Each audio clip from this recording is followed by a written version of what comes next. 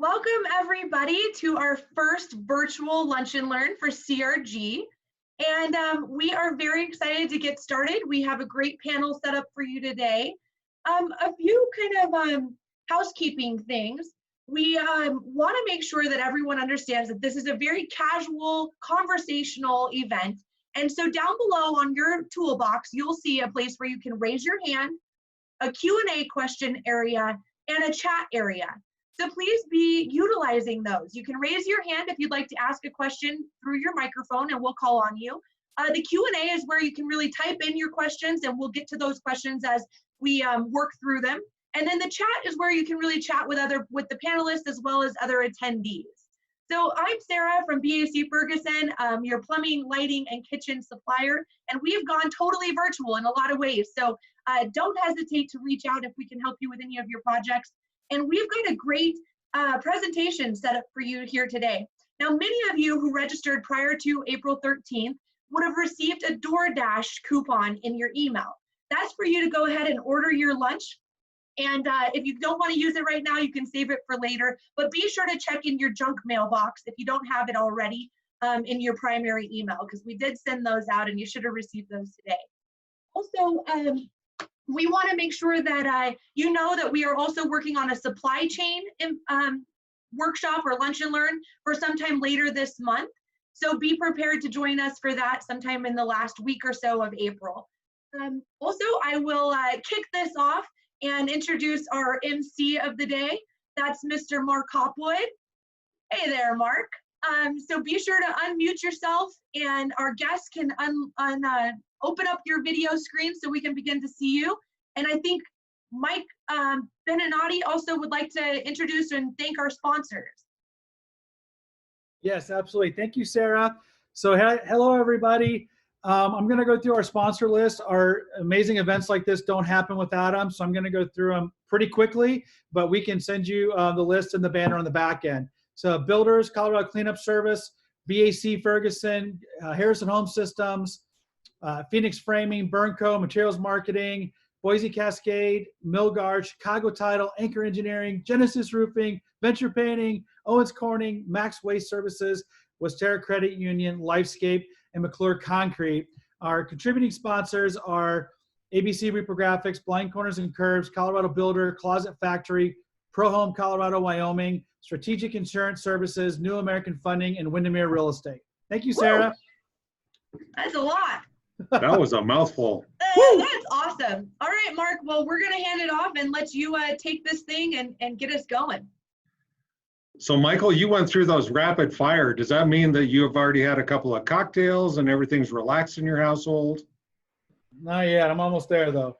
It's after 12. So good afternoon, everybody. Thank you for joining us today. We've got a really dynamic panel for you. And I just want to introduce you real quickly. I think in the invitation that everybody received, just to go from left to right on that invitation, we had Mike Davidson from Wonderland Homes. Go ahead and wave to us, Mike. I think there's a rumor going around that he's actually in Florida right now, but I'm not sure that's actually true. Number two is Greg Krause from K2 Residential. Wave to us, Mike. There, or Greg, excuse me. Number three is Chris Lonegro with Generation Development. So, hey, Chris.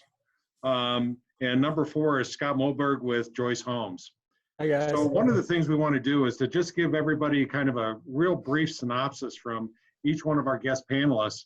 And what we've asked them to do is to talk to you a little bit about a brief personal intro. Number two was to talk to you a little bit about what their company is and a little bit of an introduction about their company.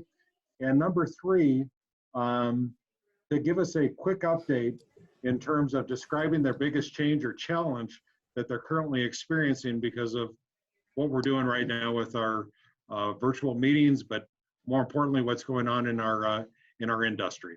So Mike, let's go ahead and start with you. Thanks. Hi, everybody. Mike Davidson from Wonderland Homes. I'm the Vice President of Sales and Marketing.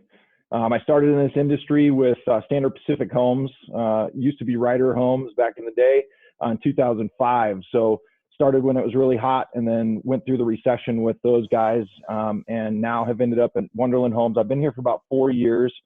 I lead our sales team and our marketing group, and I'm here at home, with all of you, with my daughter and son and my wife Sherry, and we're all kind of working here from home as best we can. And I've been out to the job sites a few times and really doing most everything virtually. So as far as the biggest change for our company today, we had our first site safety stand down with all 37 employees and got to see everybody's face for the first time in the whole company. And so that's been the biggest change. It's just not having that personal interaction with everybody, and running sales meetings on Team and Zoom and all this stuff, and just getting used to it has been a real big shift. And I'm just curious everybody's thoughts on will we see that continue, and is that the new normal for us, or will it go back to completely normal? So that would be my question to the group. And thanks so much for having me. I'm so grateful to be here among these presidents and owners of the company. It really means a lot that you'd ask me to be here. Thanks, Mike. And I think that's a very salient question that you just asked. And as anybody has a chance, feel free to go ahead and put up any questions or answers that you have. You do have that Q&A box at the bottom, and feel free to chat away because you do have the chat box down below as well.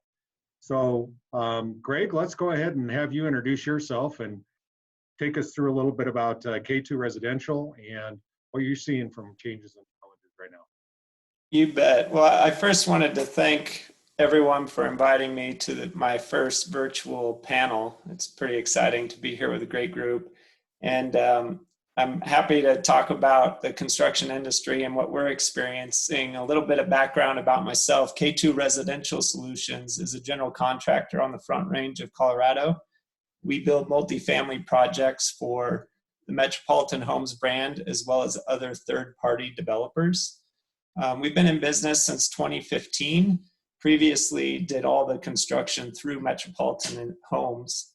And in 2015, we started K2 Residential Solutions as a general contracting platform to build for Metropolitan Homes as well as for other third parties.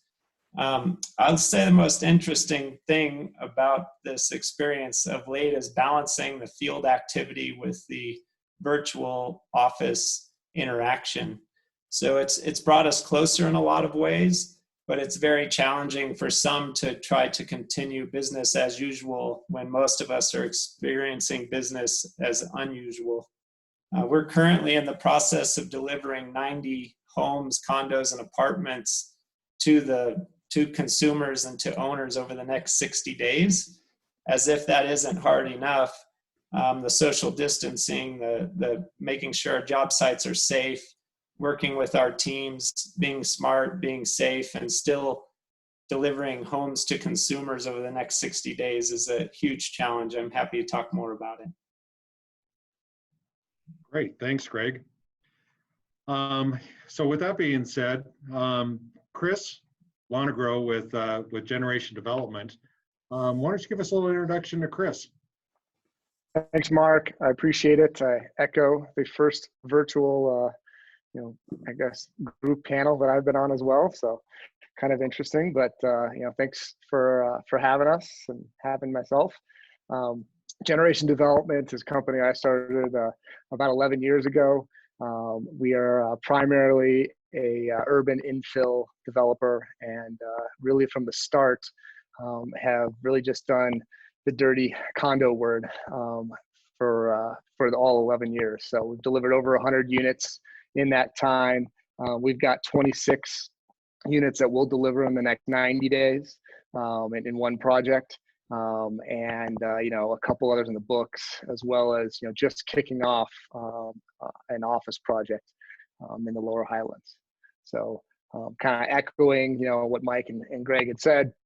Yeah, it's a new reality, right? The typical build it, sell it, service it, right? Acquire the land. All of the current conditions have really just added an initial challenge to it, right? And keeping the team engaged virtually is new.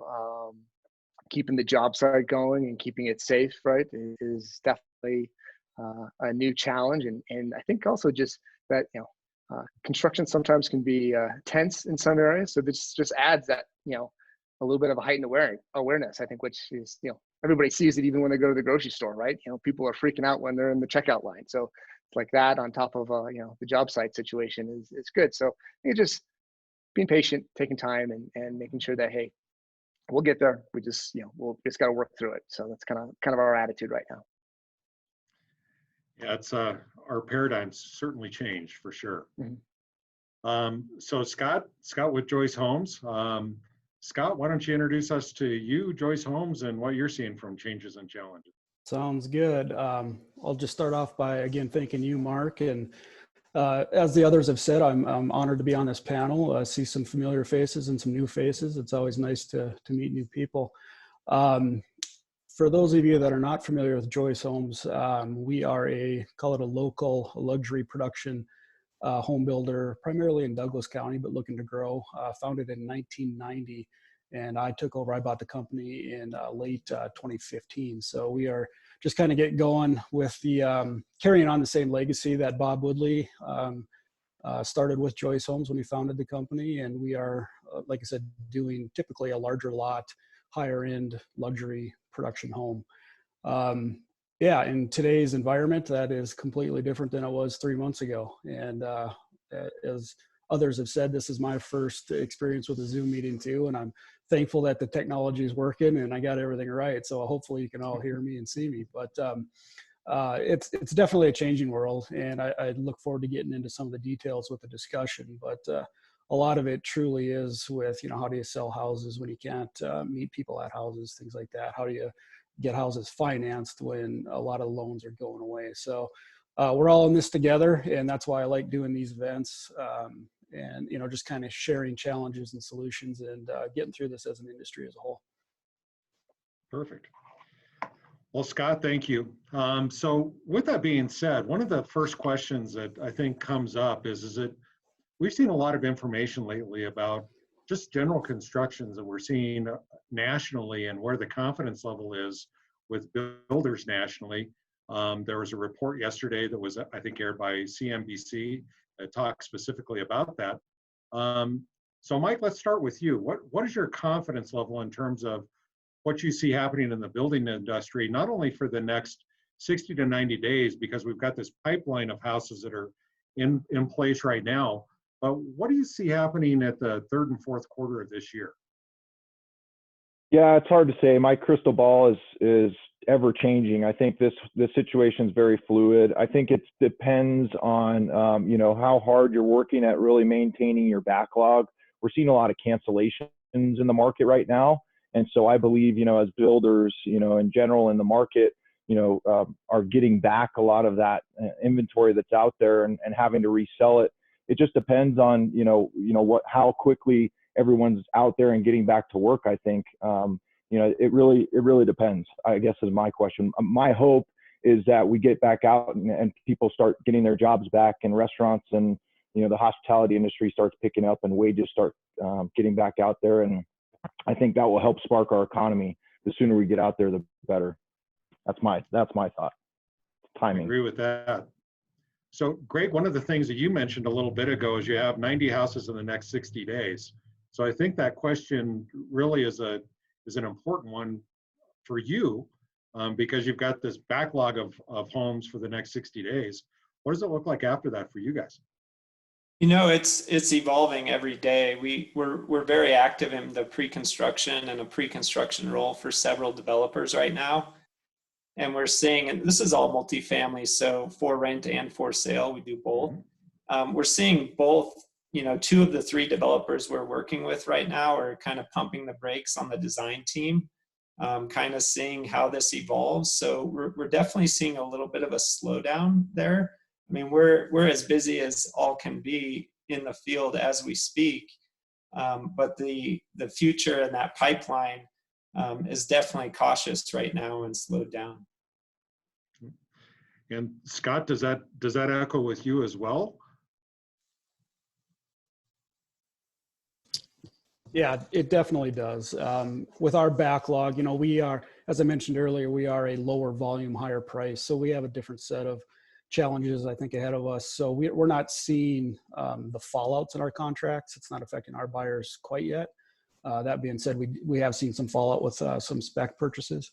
But yeah, we've got backlog too. So we're going to be busy for another 7 or 8 months operationally building houses. But my concern is what happens after that, because we really haven't been selling for the last month. And my concerns are 10 months from now more than they are from now.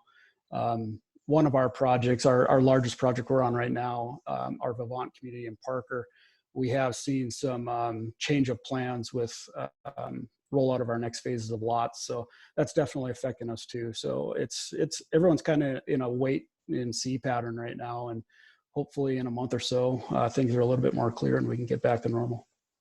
Gotcha. Just a quick follow-up to that. When you say a change in plans, are you talking about they're changing the size and scope of the project, or what does that mean?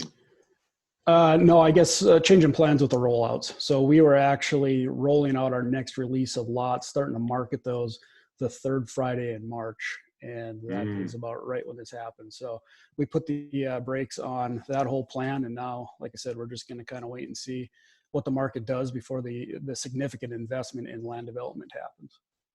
Gotcha. So Chris, you also operate in that multifamily phase of things as well. So are you seeing many of the same things that Greg is seeing as well? Yeah, I mean, so we have the Victor Denver project right by City Park. So it's 26 units, and that's set to deliver in July. And we were really counting. We're just coming into the great period of being able to tour homes with buyers. As finishes start to go in, and we're into through drywall, where it's just been a rough frame kind of structure. So we're looking at that, saying, hey, what does this look like? How long before we can get people back out? Are people willing to write contracts? We've actually have seen some pretty decent level of interest on our projects. I know we're going to talk about this a little bit later, but just with doing virtual tours and so forth. On that particular project, I think just as close as we are, and also knowing just that condo inventory in terms of new product has been it's been artificially depressed for so long in the marketplace. It's an interesting animal. So we're cautious. We're also looking at I think, not to get too far ahead in your questions, but it's fresh in my mind of just saying lessons learned from the past, right? Is I think looking at all the options up front and not just waiting until you don't have a whole lot. I think that's one piece. So we're really turning over a bunch of zones, talking on the debt side, and really just looking at saying, okay, what do we think the probability is on kind of all these different avenues. Yeah, so Scott, you mentioned earlier that there were some issues potentially with lending, or maybe I misinterpreted what you were saying. What is everybody seeing from a lending perspective? Is that becoming more of a challenge in today's environment? Is that having any effect on what you're currently having in the pipeline? Or do you see that more as a long-term potential problem? So Chris, why don't we just continue with you for the time being? Yeah, I mean, I guess, it kind of depends on which avenue of lending you're talking about, right? On the upfront debt side to really get a project out the door. Yeah, we're definitely, seeing the brakes put on that, as well as kind of the equity, raised in a lot of those areas. We had a lot that we were actually under contract to sell in Rhino to another development group that was going to do a very large project, and their equity had bailed on them, and they're still trying to work it out and put it back together, for a very large project. So that's one piece, and I think that's on pause. I think our gut says that it will come back, for the Denver market. It should be hopefully pretty similar to before this all started, assuming that there aren't any other drastic cuts, I guess. On the finance side for the buyers, we're not quite there yet in terms of locking loans for our buyers, since we're a little bit further out. But it's definitely something that we're watching and talking to. For a few of the mortgage lenders on our side, I think they're definitely saying, yeah, this, we can still get deals done, but just taking a little bit longer time. Gotcha. So, so Mike, quick question for you. How does that play in your world?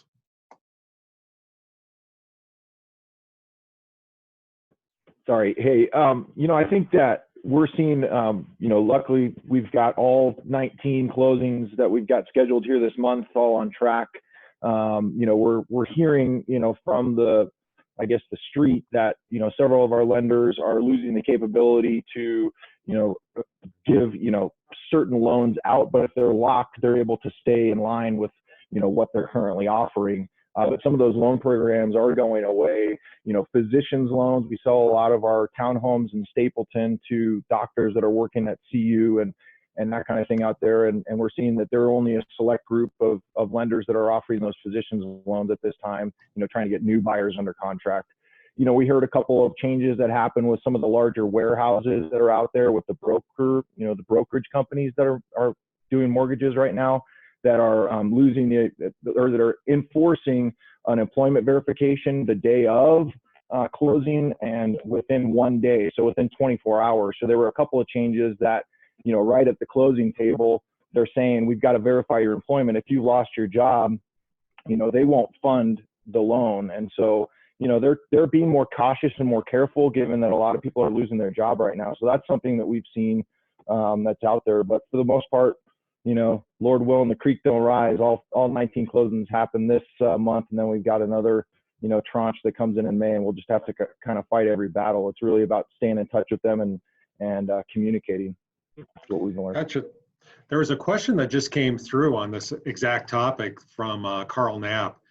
His question is does the panel anticipate lending requirements being eased in the coming months to assist the building community? Does anybody want to take that on?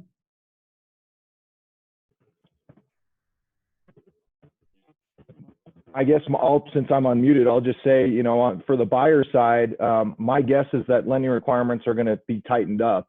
I don't get to deal with the debt and equity side on the front end, so I'll let these guys speak to that. But I certainly think that they're going to want to make sure that they're qualifying and that people are going to be able to afford the loans that they're putting together. Okay. Anybody else? I can talk a little bit about the front end debt and equity side. The private equity markets in general are wildly uncertain right now, and I don't think that anyone has a crystal ball to see what's going to happen. Obviously, with what's going on with everyone's 401ks, pensions, things like that, that's affecting the buyers and down payments. But I guess I can reflect what's already been said on the borrowing side. All of our buyers, if they're not cash, are in the jumbo market. And I think we all know what's happened there. The feedback I'm getting is there's all kinds of rumors flying around about what's going on with jumbo, who's doing it, who's out. Sounds like in talking to a few of my lenders in the last few days, it's the correspondent market that is very uncertain there. So if you're dealing direct with the Wells Fargos, the Chases, some of these guys, it sounds like it's not quite as volatile. I also reached out to a couple credit unions in town.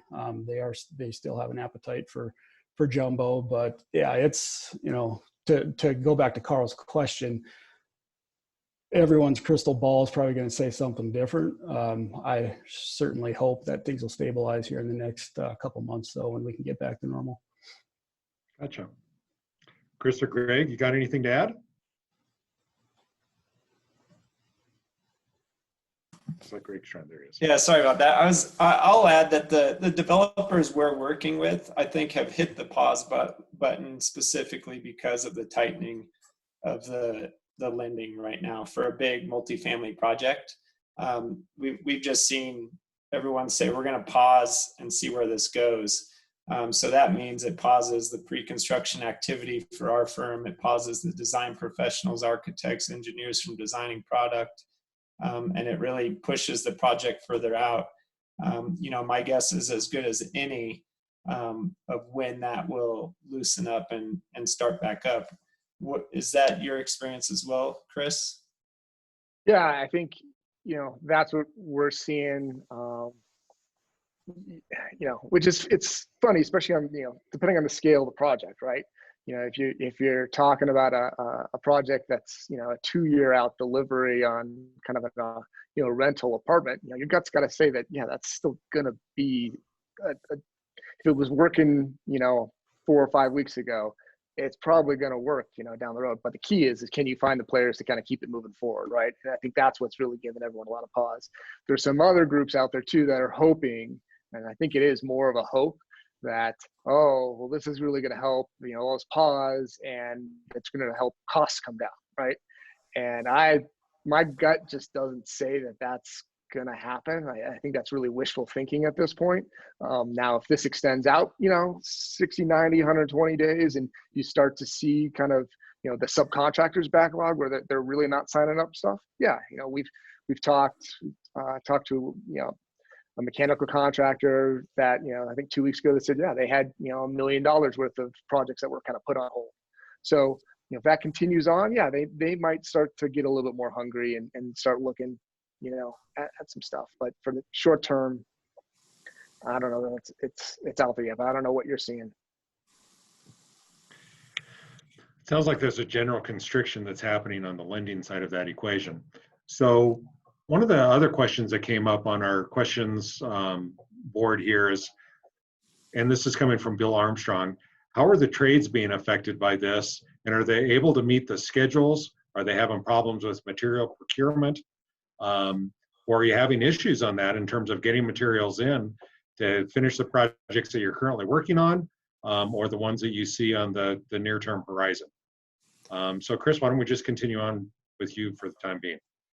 Yeah, I mean, on our current project, for the most part, we're moving forward. There's definitely, concerns in the field, but we haven't seen, a major impact. Obviously, kind of the safety aspect and the distancing component it's a challenge in construction, just as it would be at the grocery store or anywhere else. It's really hard for one guy to hang a sheet of drywall. You got to have a couple hands. So, those are challenges, but the subs for the most part still have been able to, kind of meet the manpower that we're seeing. We've had one vendor who, a storefront vendor who, their factory's in California and it was shut down for 2 weeks. So, we're realizing a little bit of the impact there. So, I don't think that's going to be a singular event. We're kind of expecting to see maybe we might have a handful more of those. And I think really the key that we just have is really just the transparency kind of with, the general contractor, the subcontractors. All right, let's figure this out. How do we work through this? Is there another way? Do we have to go to that particular supplier? All those kinds of things, and just really keeping that open, I think is going to, help us through it. Mm-hmm. Scott, Greg, or Mike, would anybody else like to weigh in on this? Yeah, I was just going to let Chris know that if they use an 8-foot sheet of drywall, then 2 people are able to no, all kidding aside, I mean, it comes down to communication. I think our communication's improved. Our team's trying to be smart in the field. We want to be safe in the field, and we're seeing the subcontractor base taking things really seriously, working together, respecting each other, wearing masks because it's not about them, it's about the people they're working in the same building of. So we're really happy with the kind of the self-policing that we're seeing on site. The parameters, the recommendations have changed daily. At least they change the first week every day. So staying on top of that and communicating that in a positive way and keeping things moving forward, I would say we've been relatively successful and kept schedules on track. There has been some impacts with delivery drivers. We're getting a lot more people calling in sick, or a delivery was supposed to show up on Monday, it doesn't show up till Thursday, and it's because drivers called in sick. We're also seeing some products from China, maybe that we put in building 1, we're unable to get for building 2. So we are having a little bit of supply chain issues in the multifamily arena. When you say supply chain issues, are there particular components that you're finding on the supply side that are causing you pain? You know, the main thing for us is items that may be produced outside of the United States. So anything coming from China has been a problem really since the start of the year. So that's countertops, it's flooring materials, it's lighting. Some of our lighting comes from China. So like Chris said, it's about being proactive and making specification changes and potentially buying more from local or in the future, and really paying attention to who you're buying from and where it's coming from. I think that's something we're all going to focus on more sharply in the future. Gotcha. So a question came from John Krowski just a moment ago, and this goes to what what Greg was just talking about, which was the guidelines that are being put in place in the field for subcontractors and even for your folks that are working in the field. Scott, what kind of guidelines do you have out there for the people that are on your jobs, and how is that affecting the performance of the workforce as well as the timing?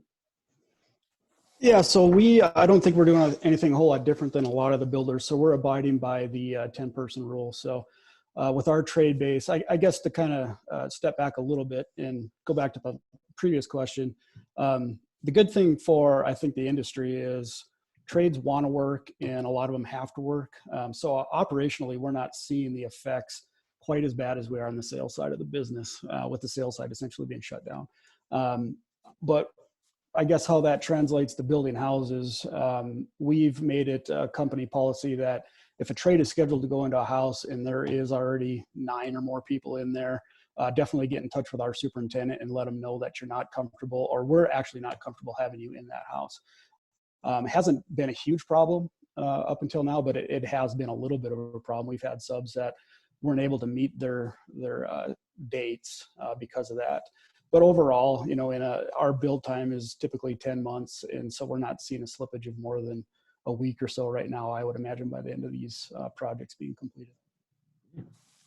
Good. Anybody want to comment further on that?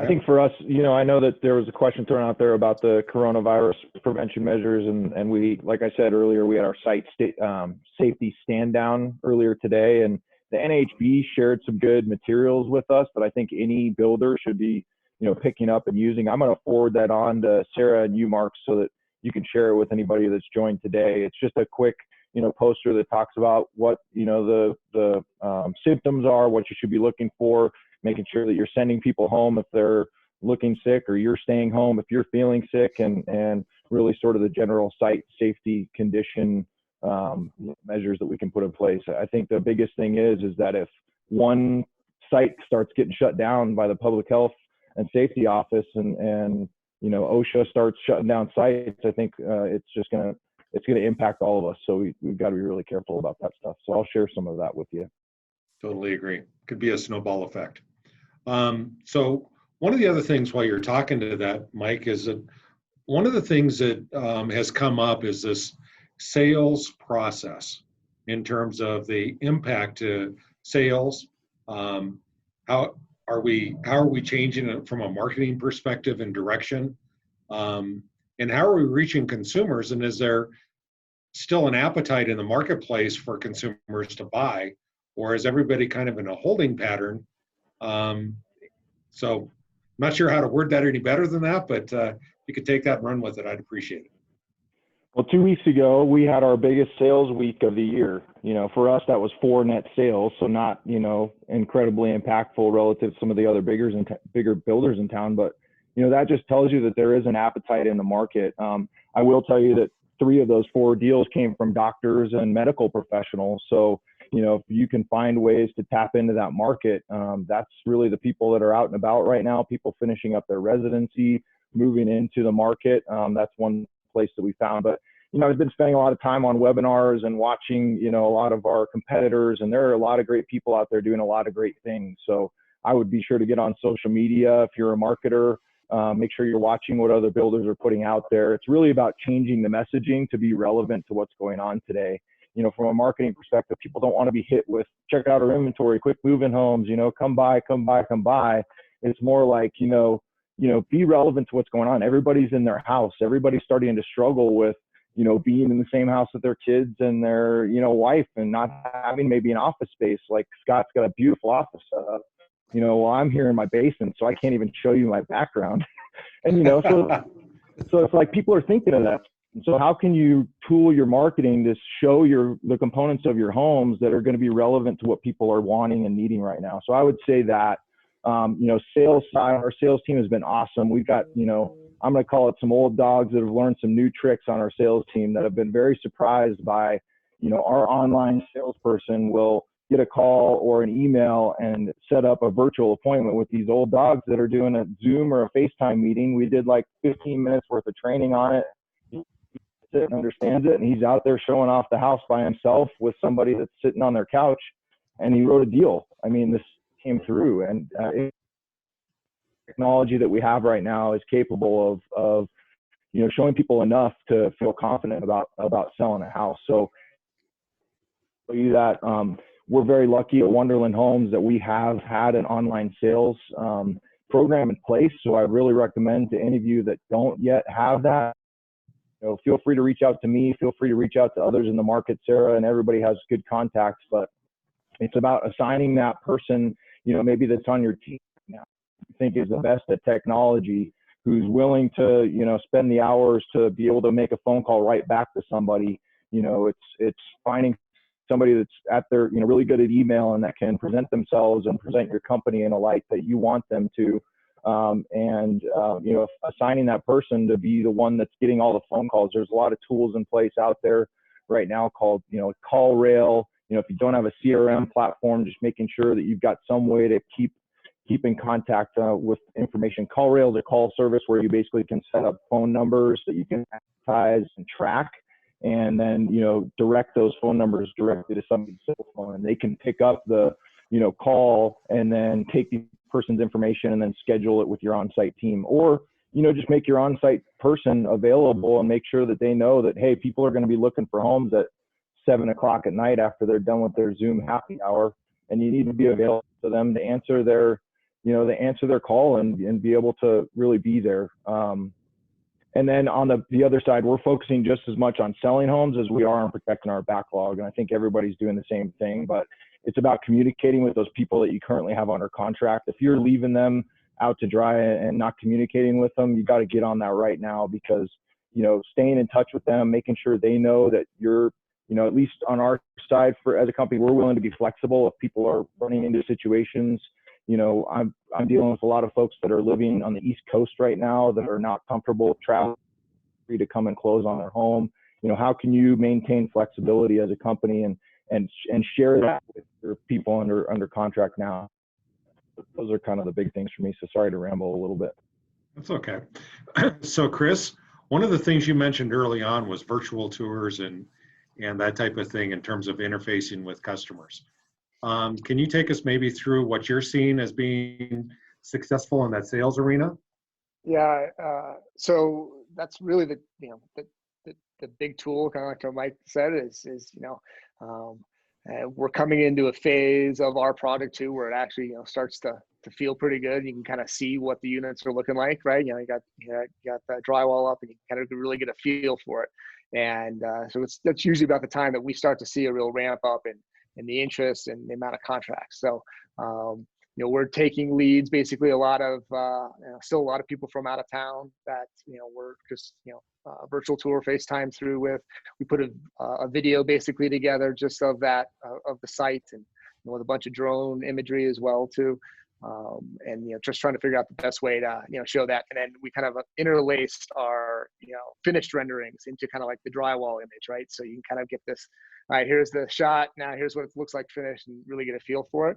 It's been pretty effective. I'd say the other big piece that we've seen, which has just been a surprise, and, if the number of leads that we get off of, social media or website or whatever per week, we'd say, the conversion rate in terms of true interested buyers has actually increased. So we're getting fewer leads, but that conversion of like, hey, no, we're really seriously looking in the market, as opposed to, we get 5 or 10 people that are just, I just want to learn more kind of thing. So, so that's been pretty interesting. Still a little bit of that, pause, and we're just, one of the other pieces that we're trying to, just educate on, and which is, I'm sure, as well as everybody else that's in the market, that just says, hey, here's the discount you already got built in with the with rates where they are today, right? So that's hopefully is a helping hand, but that's some of the pieces that we're really seeing. Gotcha. So Greg, are you seeing any of these same kind of things, or do you have any other tools in your toolbox right now that are helping you?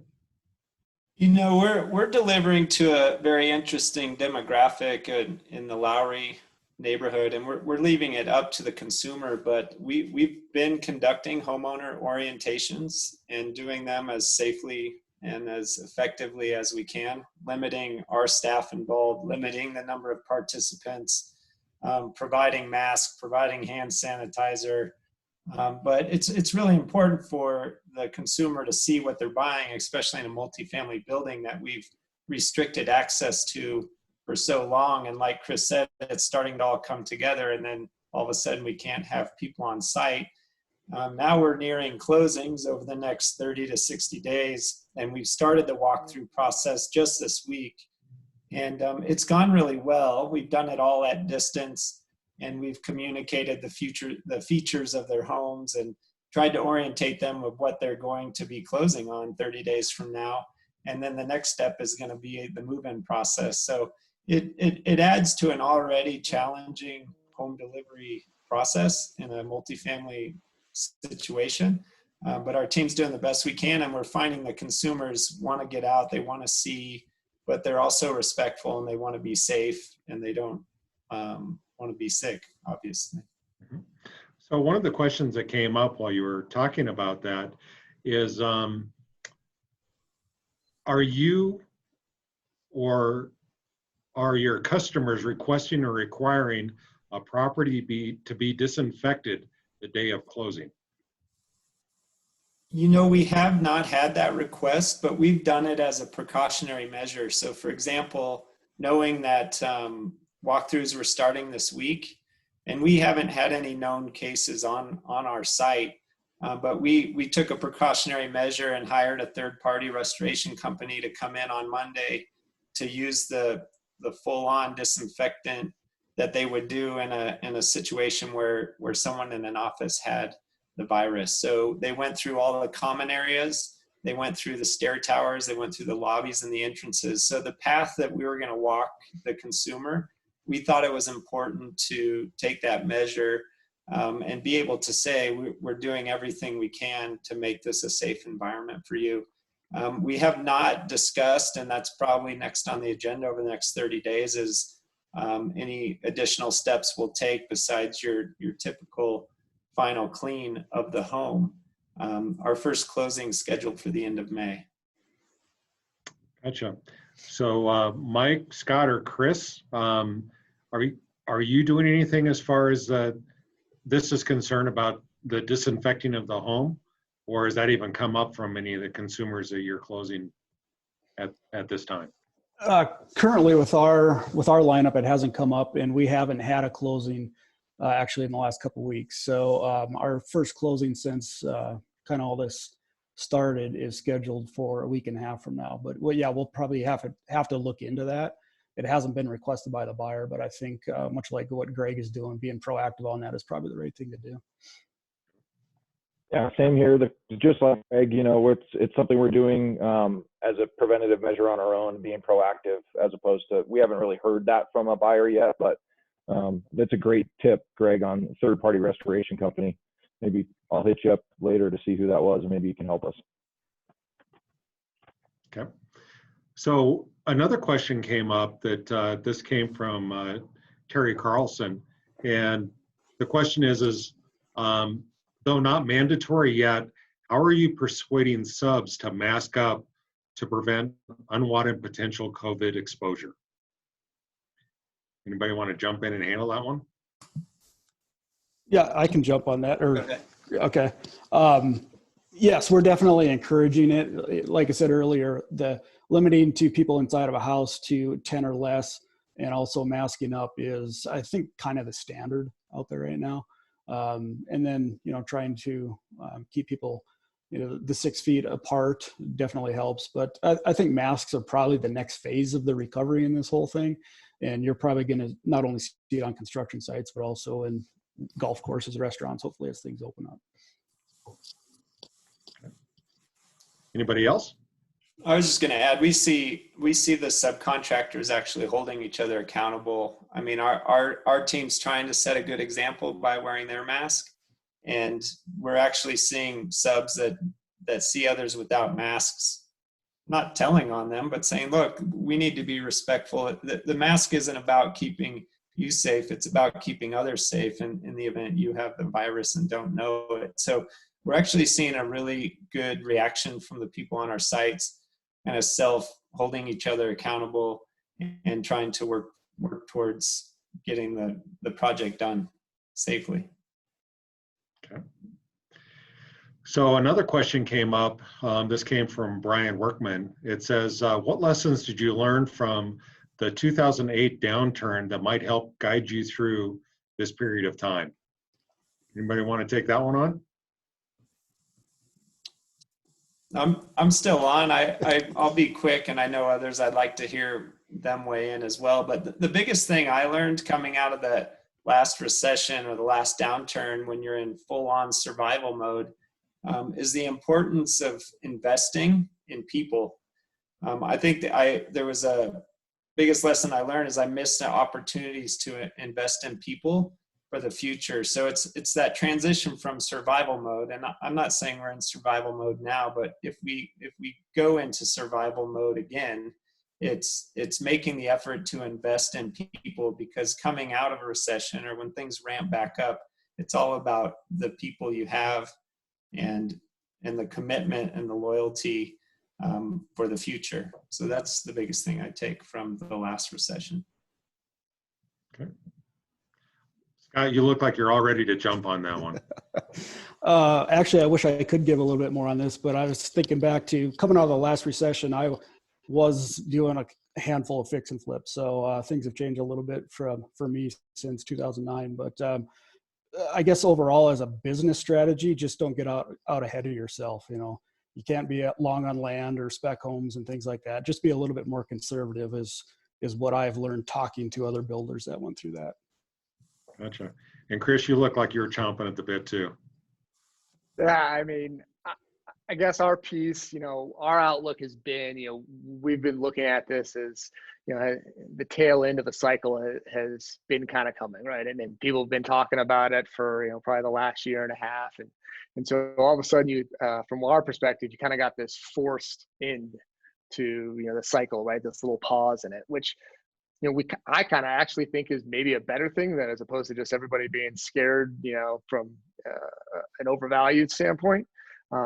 So I think hopefully potentially that it actually can be a little bit brighter coming out of this.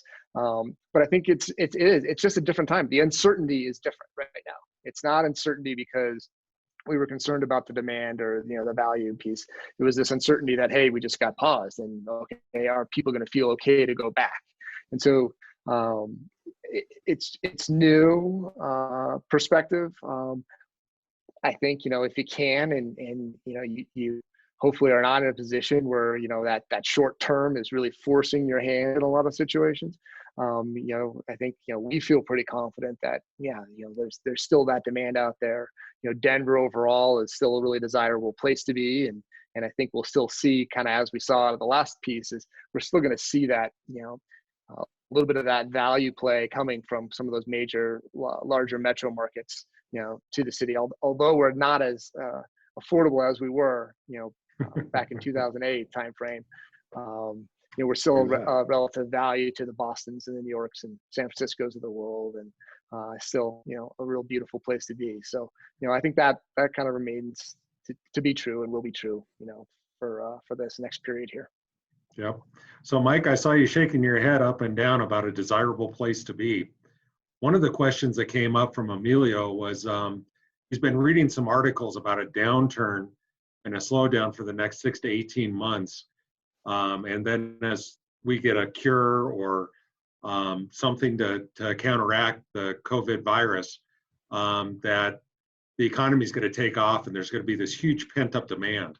What would you recommend for preparing for the next economic comeback?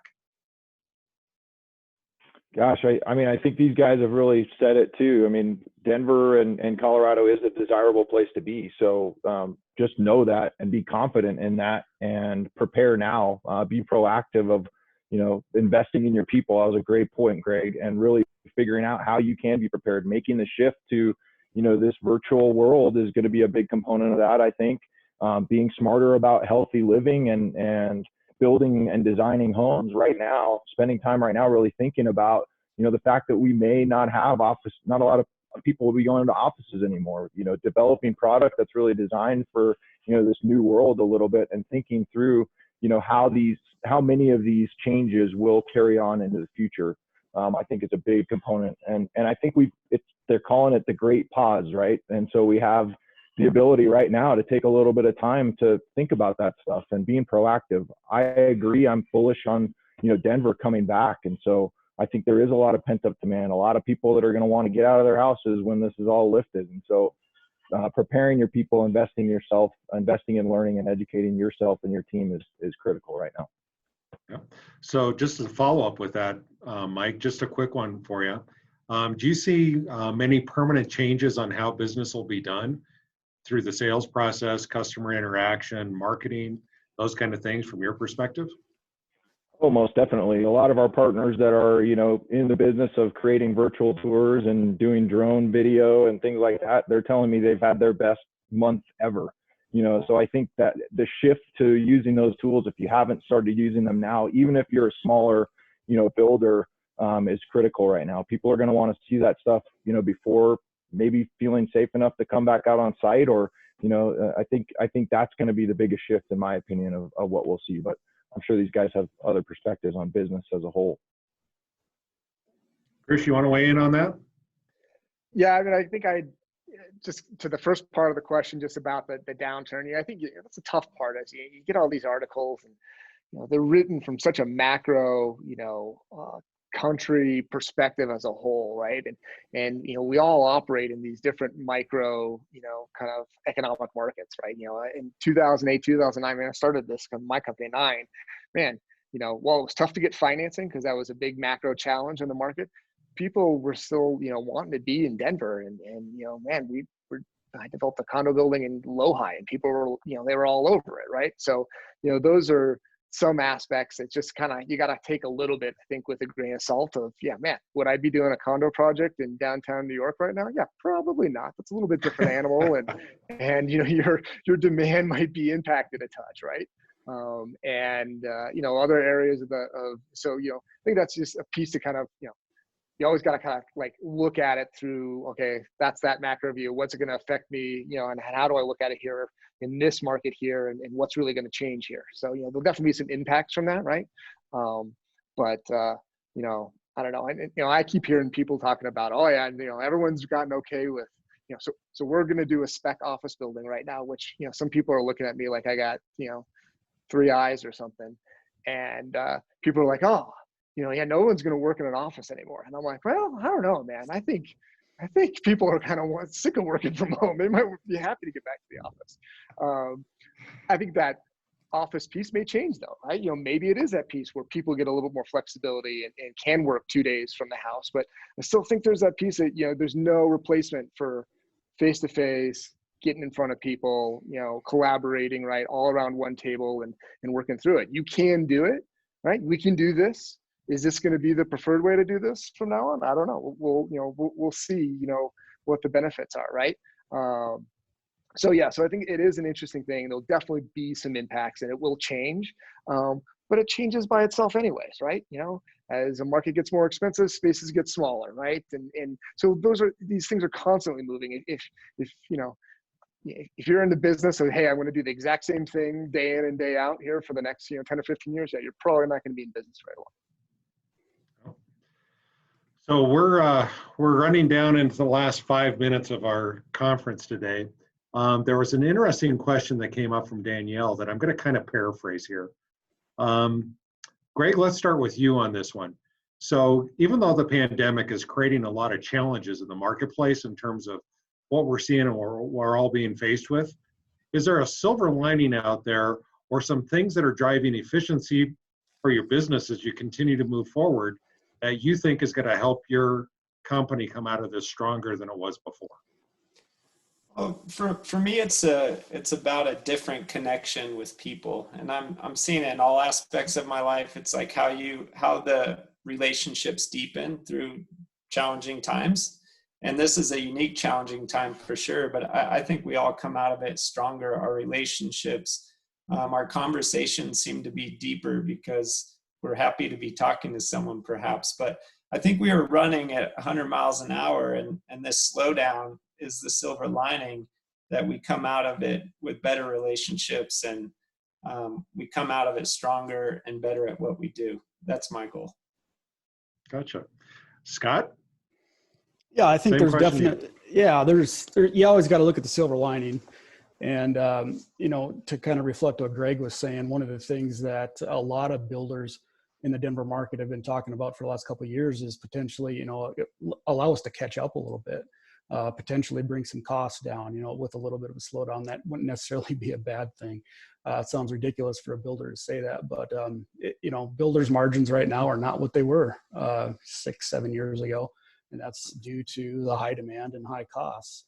Another silver lining that's come out of this, if you guys are in tune with kind of what goes on politically through the HBA and CHB, so there's some anti-growth initiatives that have put the brakes on because of the COVID-19 too. So they can't get some of the signatures and on petitions that they were after. So it's kind of slowed that down too. So I see that as a definite silver lining in all this. Gotcha. Chris, how about you? Yeah, I think I really echo on Greg's comment. I'm sure everyone has realized, all the stuff that we had going on that has been put on pause, and, the amount of time you get back with family, and really just kind of that noise in the background that we all kind of did and thought was important and whatever. And you kind of put the brakes and say, oh yeah, we can all get through life without really a lot of that. And man, it's a lot, it is a lot more of a better connection, a better conversation, whether it's around dinner table, so forth. My kids were, thankfully they were generous enough to stop playing Fortnite for a little bit so I could do this call with all of you guys and, not eat up all the bandwidth on the internet connection. But I do think that's actually, to Scott's point, it is kind of an interesting piece. We had a call with our sales team yesterday, just talking about, timing, and as we get out of this, right? And we've all, I think, kind of, well, maybe not all of us, but it seems as if, a lot of that election discussion has really been put on pause, and you're not seeing all that noise, right? Which was dominating the headlines, 6-8 weeks ago. And so that's not front and center. But as soon as we get out of that, you better believe, that tidal wave's coming again. And so, we always talk about that from the sales side of, how much distraction that causes with the buyers, right? And you tend to see sales slow down for whatever reason, because they're just not sure, who's going to get elected. And it's like, if you're going to live in your house for 5 years, does it really matter? But whatever, that's another story. But I think, the silver lining of that is hopefully is that connection, and kind of realizing maybe some of the, the stuff we all had going on that, isn't as important, right? It's not as a direct need. So. Perfect. Thanks, Chris. Mike, bring us home. And well, I really feel like, we have an opportunity to think of this like we're a caterpillar that's crawled into a little chrysalis here. And I think we all have an opportunity as people, as families, as companies, as leaders, to really come out of this anew, and really have a new perspective on everything. I think, we're going to be grateful when we go sit on a patio and enjoy a margarita rather than being out, in our dining room or on our own patios, being out and being among people. And, if I could shake every one of these guys' hand right now, there's things that we really maybe taken for granted last several years as the market's been so juicy for all of us. As businesses, we need to really take a look at what those things are. Like Chris said, really be thoughtful about, what really matters, what is important, and that's in your life and maybe in how you're running your business. As Greg said, really taking time to invest in people. I think that's, we have the opportunity right now, even if it's the next 2 weeks, assuming the stay-at-home order changes in that time, and we're able to get back out. You know, what can you do right now in the next 2 weeks to really change your company, change your mindset? It's about, you know, changing mindsets. It's about being grateful for what we have, and really taking the time to spread that on the company and your people and your family. Thank you. So with that being said, we're straight up 1 o'clock. So number one, I want to thank our panelists today. You guys have been fantastic. Thank you for your open, honest feedback.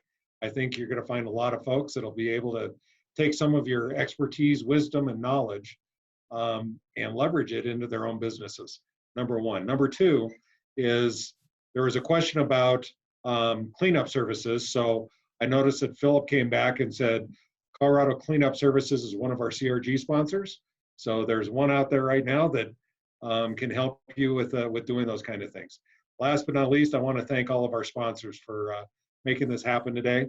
Appreciate everybody, and I wish you a wonderful day. Be safe and healthy out there. Take care. Thanks, guys. Thank you. Thank you.